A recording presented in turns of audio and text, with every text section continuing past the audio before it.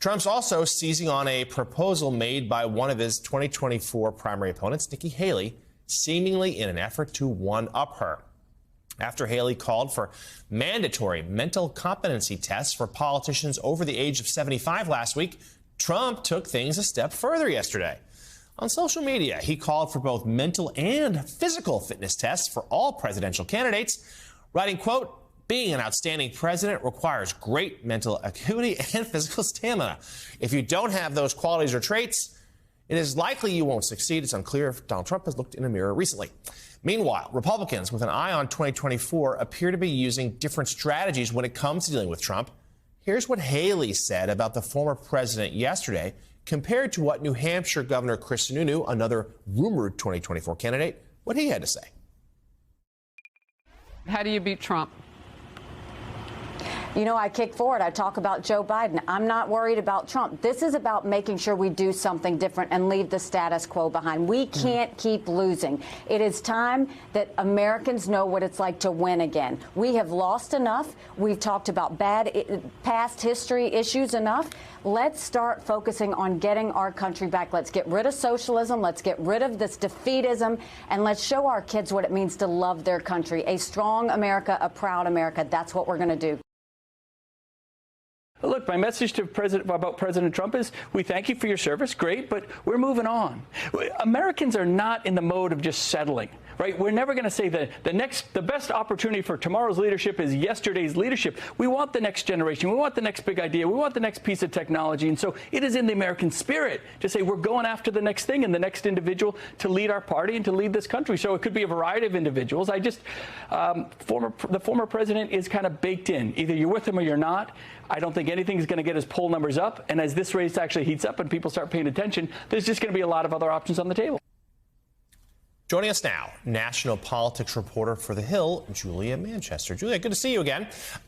Let's talk about those two very different approaches on display there from Haley and Sununu. Republican strategists that you speak to who are expecting other candidates to jump in the race, whether that's DeSantis, Pompeo, Pence, the list goes on and on. How do they think, what do they think will be the most effective way of taking on Donald Trump?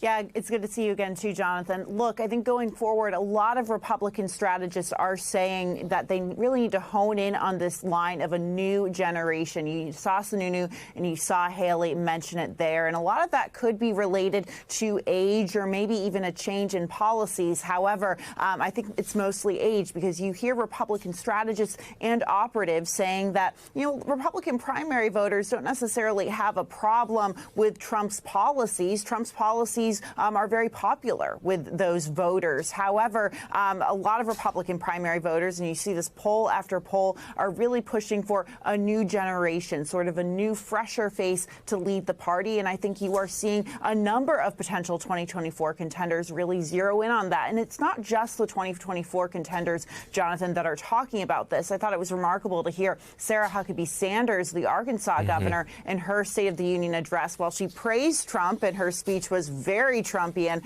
she talked about the need for new young blood. So I think the status quo, or the modus operandi going forward for these 2024 contenders, according to these operatives, are tout Trump's policies, tout that America First, policy platform, but talk about the need for a new generation, which basically means we like Trump's policies, but Trump himself should take a back seat at this point. Yeah, we certainly know, though, that Trump has a loyal base of followers who likely aren't going anywhere. But there does seem to be a hunger, at least in parts of the party, for, yes, a new voice.